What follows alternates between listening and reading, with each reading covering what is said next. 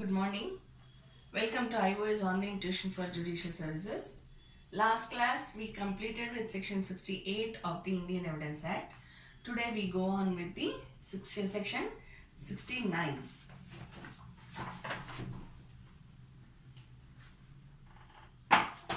Section 69 says proof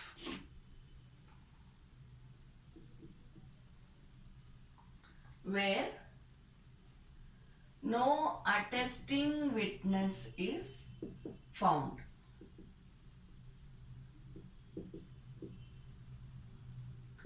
Proof where no attesting witness is found.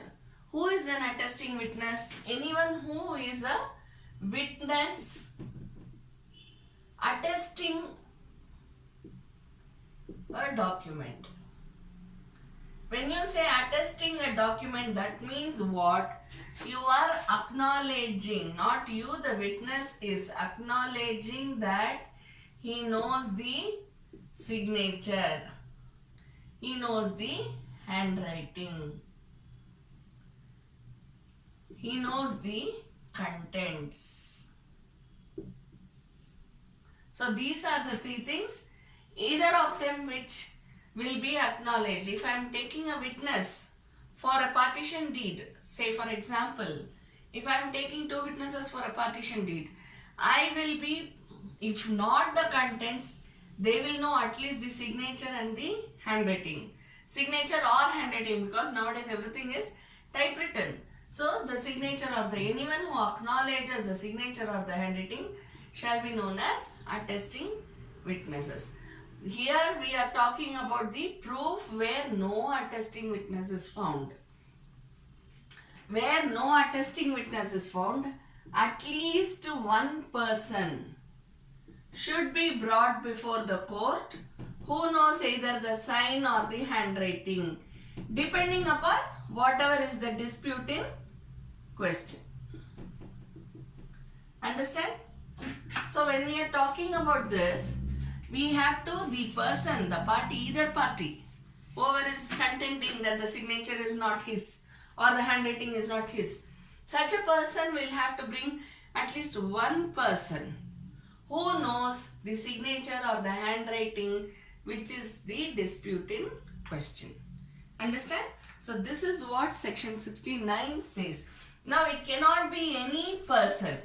It has to be a witness who knows about the signature or the handwriting. We cannot just bring in any person and say, yeah, he is a witness to this document. No, anybody who knows the signature or handwriting. Just remember that. Okay, and then we go to section 70. Section 70 says admission of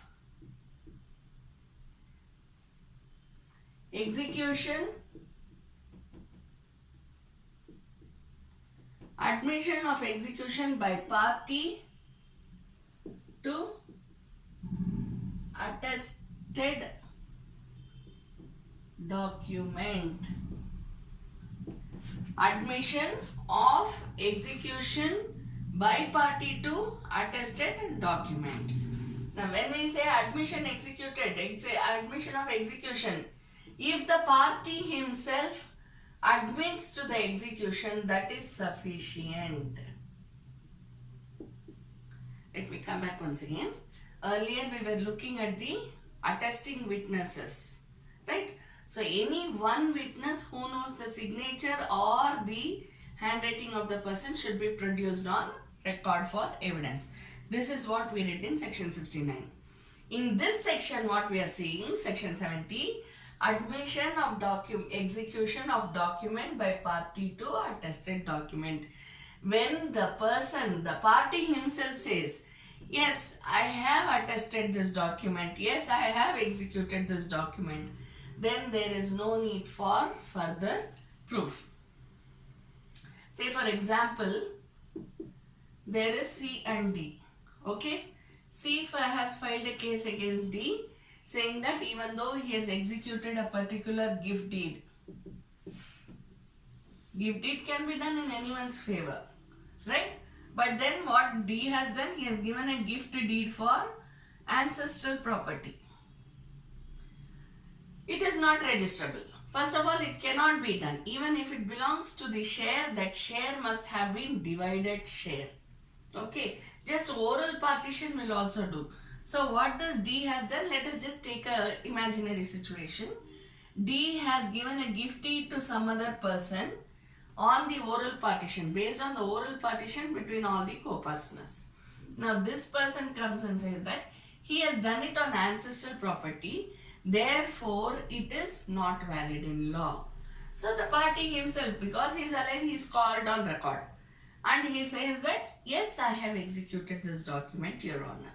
When he says yes, I have executed this document, then that is sufficient proof that the document has been duly executed.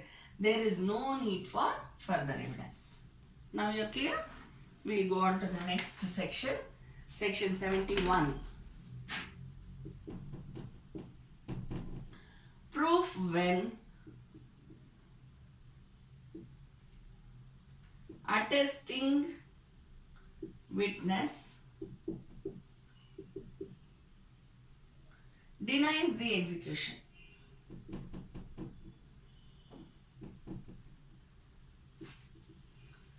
Proof when attesting witness denies the execution. Execution of what? We know it. Execution of document. Section 69 says attesting witness should say that yes, this is the signature, yes, this is the handwriting, right? Or these are the contents. Whatever is the question, whatever is the dispute in question, attesting witness is supposed to answer the dispute in question. Section 71 talks about proof when attesting witness denies. I have no idea that such a document was executed by so and so person. I didn't know this. I haven't signed to this document. I don't know what is happening here. Okay. So if the attesting witness denies the execution of document, either sign, remember, or handwriting, or contents, and oblique or, remember, and oblique or. Okay. So when the attesting witness himself denies the execution of document, then what is left out? What is the other way out? The party who has called in the attesting witness should try and bring some other evidence. See, somehow or the other, what does the court need? Court needs evidence in one way or the other way. If attesting witness denies, then anyway the burden of proof still exists on the person who is yet to prove it. He thought that by bringing the attesting witness, he can remove his burden of proof. He can discharge his burden of proof. But no, the attesting witness says, no, I don't know about this document. So still the burden of proof remains on the person. Therefore, what he has to do, he has to bring some other evidence and then prove his contentions. Okay. Next, we go to the next section, section 72.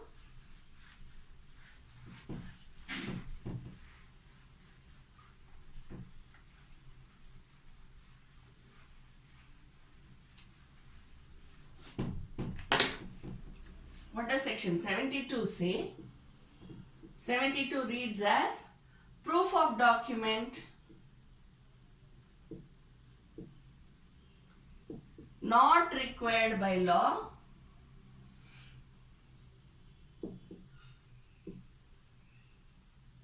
to be attested.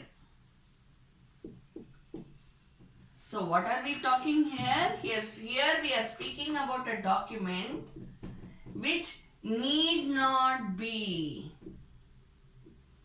attested. Who says it need not be attested? The law says the document need not be attested. So proof of document not required by law to be attested. Then what will the court do? It shall be presumed. You remember shall presume and may presume? It shall be presumed by the court as if it has been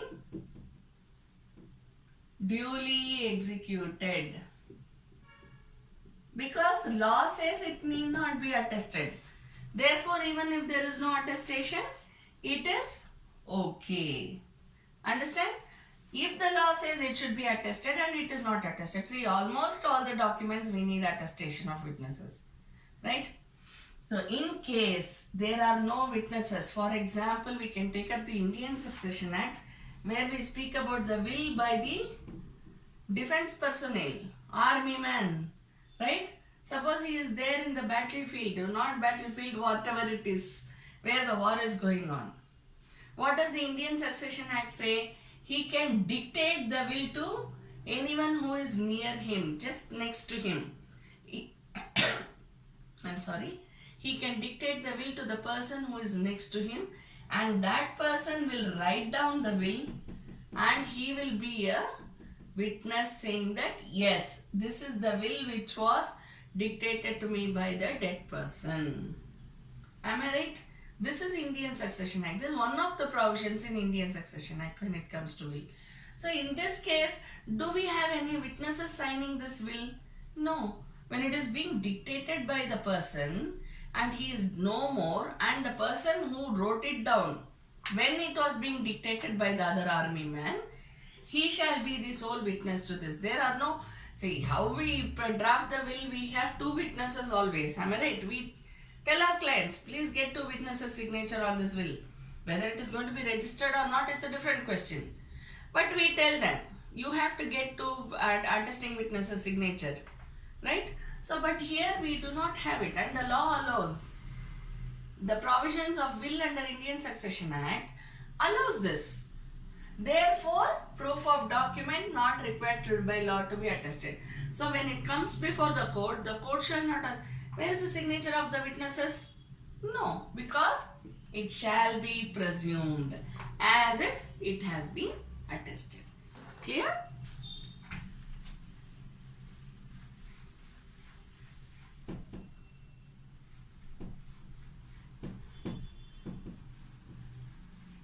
Section 73.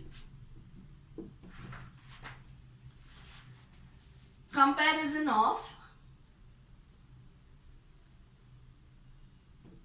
signature, writing or seal with others, admitted or proved.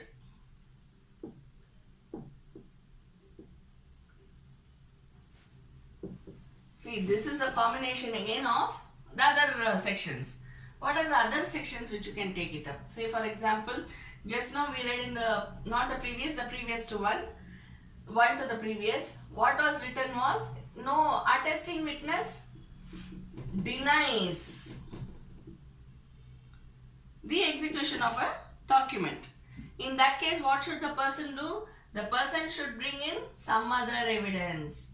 Now, what other evidence can he bring in? He has to bring this is signature, okay? So, he has to bring in the documents which have either been admitted or proved.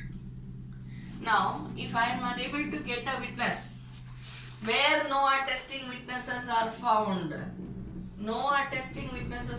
even then at least one witness should be there who will say, yes, this is the signature. But even if that one attesting witness is not available, how will I prove the signature or the handwriting or the seal? How will I prove it? I have absolutely no attesting witnesses. Then how will I prove it? I will prove it with the documents. I will use the documents which have already been admitted or proved. Where? Obviously in the court of law. If it has been already admitted by any court of law in India, understand? Or proved before any court of law in India, then I can provide those documents and say, look here, I told you this is a signature. See, compare it and see. So, with what can the court compare the documents? Court can compare the documents of the present document with that of the admitted or proved documents. Understand? No other way can we prove it. Expert opinion comes at a later stage, but if we can bring in other documents with which we can prove the signature or writing or seal, that would be much better, because expert opinion again it will cause a delay. So much before getting an expert opinion, we can do this if we have other documents in possession. Okay, we go on to the next section.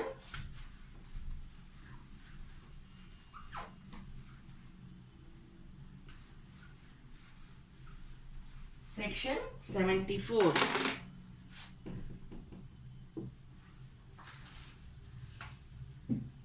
Here we go to the next subheading. Sorry, section 73A. I am sorry about this. Section 73A, proof as to verification of digital signature.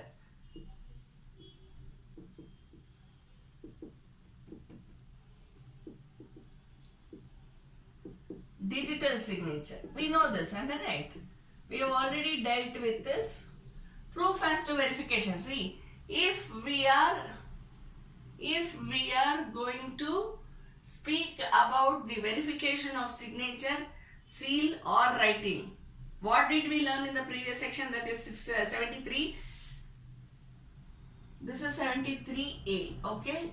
What did we learn in section 73? 73 spoke about the comparison of this present document with other documents. Same way, when there has to be a verification of digital signature, what did we read in opinion of third persons?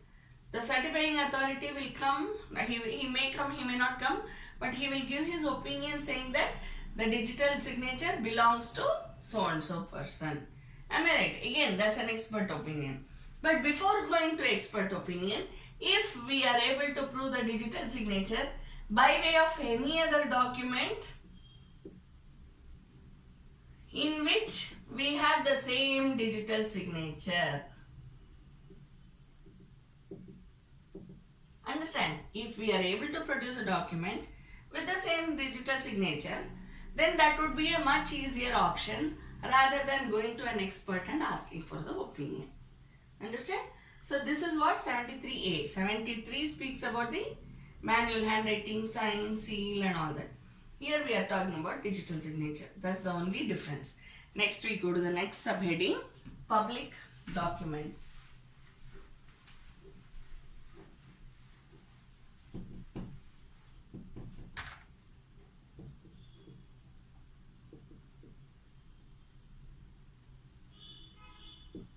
Section 74.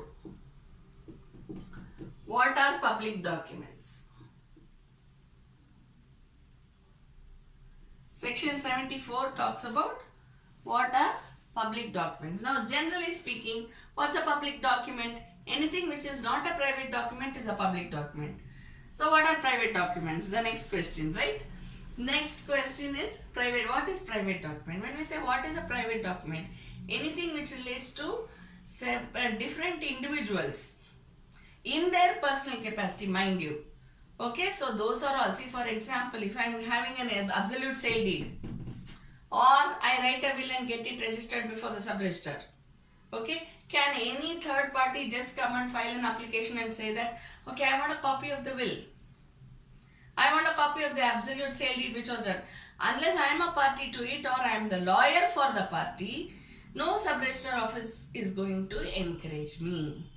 Am I right? When I apply for certificate copy, right? Why? Because those are all in the nature of private documents. Whereas, if I file an application for khata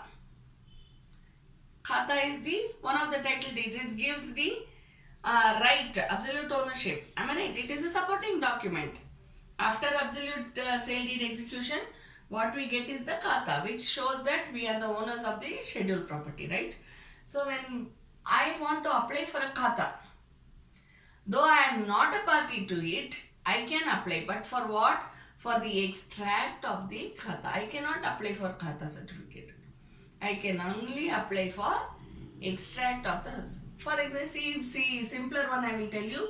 You know about no encumbrance certificates, right? EC.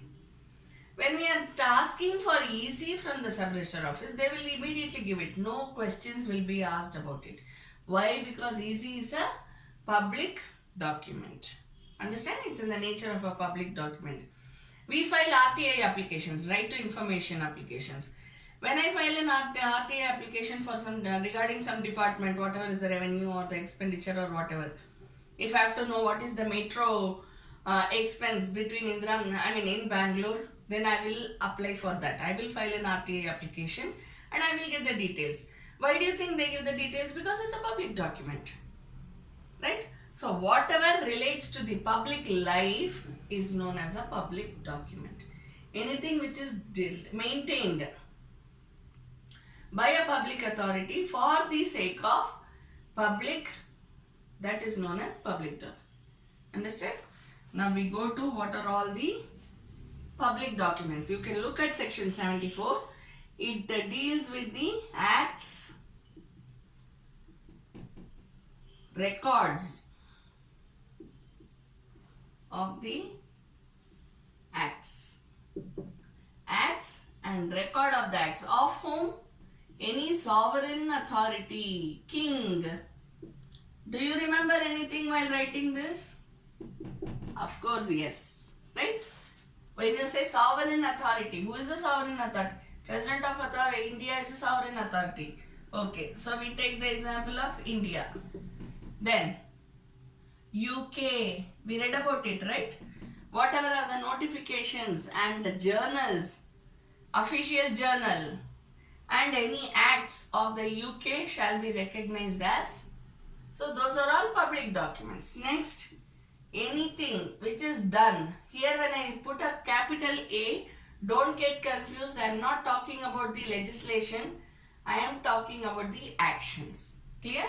So actions or records of the actions of sovereign authority. Then next one is the official bodies and tribunals.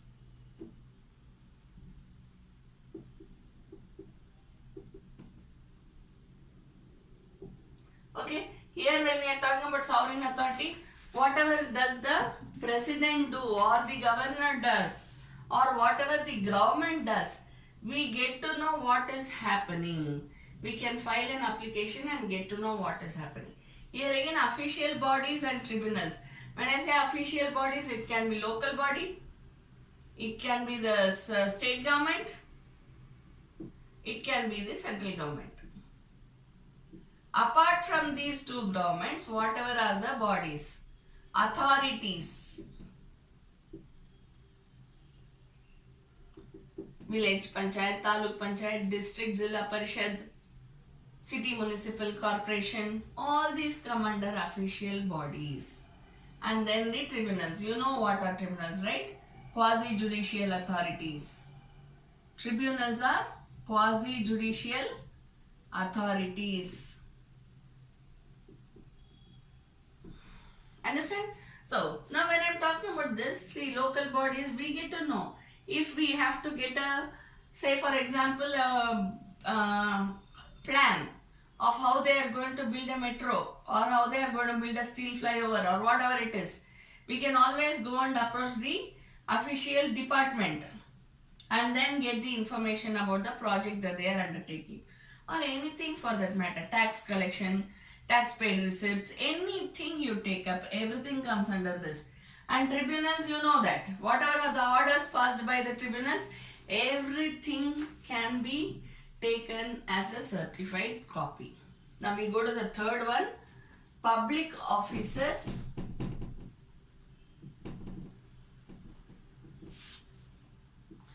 legislative, executive and judicial of any part of India or foreign country. Of any part of India or foreign country.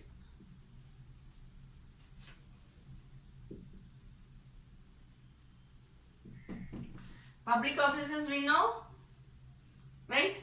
All the ministers, the government departments, all these come under public offices. See, you have the legislature. So whatever is there in the legislature, that's how you have a Bare Act. If there are any amendments to the acts, you get that. So everything is available, everything is a public document. Then whatever are the executive, whatever is done by the executive department. What is executive? Anything which is implemented. Legislation gives the law. Execution implements the law. Am I right? So when you are talking about implementation of law, these IAS officers, IPS officers, IFS, IRS, you can go on and on and on. What do? They are the executive wing. So whatever they have, any notification that they have passed, any circular that they have passed. For example, you have all this road widening and land acquisition and all these things. All these come under executive department. So that is also a public document and you can take it. Judiciary, of course you know, right? Judicial, we can take certified copies of the judgments, the evidences, the applications made, everything. So all these come of any part of India. When I say any part of India, it means any part of India, any state, any union territory, okay, or foreign country. UK is one, but other than that, judgments which are given by foreign countries. When we say judgments which are given by foreign countries, then we also talk about the judgments as we will go to see in CPC, go on to see in CPC, foreign judgment shall be presumed to be true unless it has been passed without following the procedure, right? So any judgment of the foreign country shall also be deemed to be a public document. Then the last one, public records. Public records kept of private documents. These are all private in nature, okay, but they are kept as public documents in any state. For example, I was telling you about, see, when I am taking an encumbrance certificate, no encumbrance certificate, actually it relates to a private document. I am going to talk about an individual, but it is kept as public record to show that so and so person is the owner and nobody else, because law requires it. Therefore, private document comes in the nature of public records. So I was telling you about the khata. Though I cannot file for a I cannot file an application to get a khata certificate, I can always get an extract of the khata to show, to see who is the owner of the property. So public records kept of private documents. So even these can come under the public documents and we can apply for certified copies. Okay, thank you.